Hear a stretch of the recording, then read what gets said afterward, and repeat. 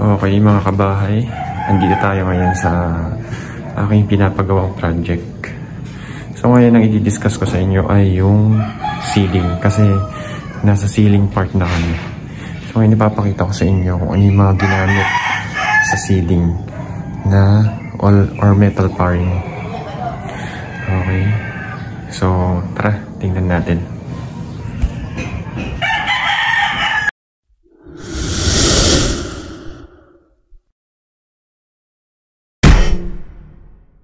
So ngayon, tataas ako ngayon kasi ang inuna nila ay yung taas. Tara, tingnan natin at pag-usapan natin kung anong mga ginamit nila. Okay? Actually, ako yung bumili ng mga materyales. Ayan. Ang binili ko nga pala ay metal paring. Yan, kung makikita nyo, ang size po niyan ay 0.5. Makapal na din siya, actually.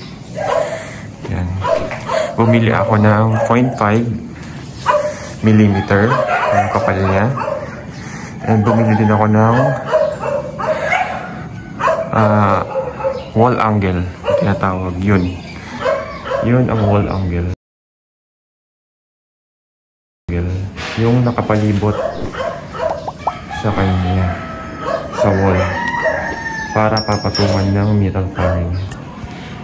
And bumili din ako ng carrying metal, tawag ba yun? Ang carrying po yun, yan, para siyang C-channel na maliit. Yan, matigas po yan. Yan.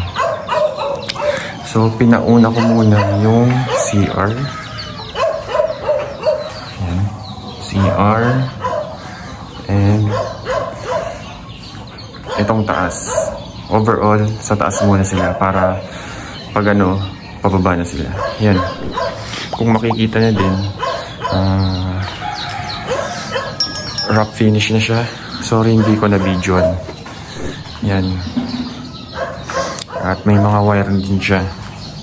So, ang ginamit ko na wire dito ay... So, hindi ko muna i-discuss. Sorry, hindi ko na muna i-discuss. Isi-separate video ko na lang po yung pag-discuss itong mga electrical. Sa ngayon, yun muna po ang diniscuss ko sa inyo, yung paglagay ng ceiling.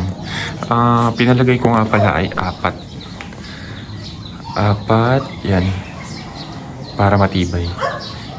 Halos apat yan, para matibay siya. Tapos okay, yan.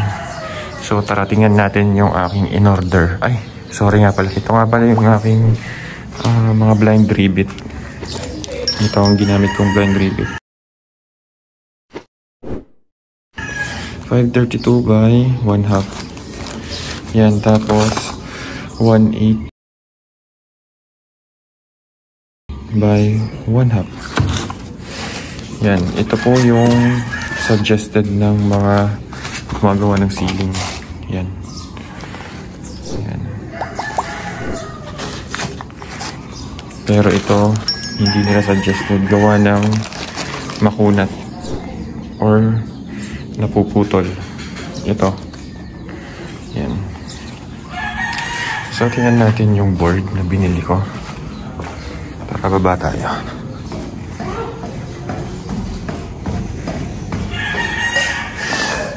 So, ito yung board na binili ko. Yan.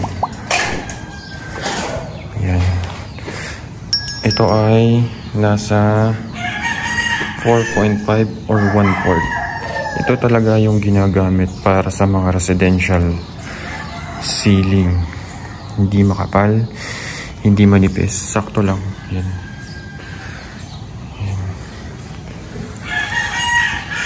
So, yan lang guys ang madidiscuss ko. See you in next video. And patuloy lang kayong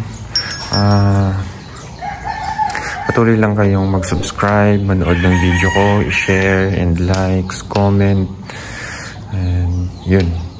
So, thank you.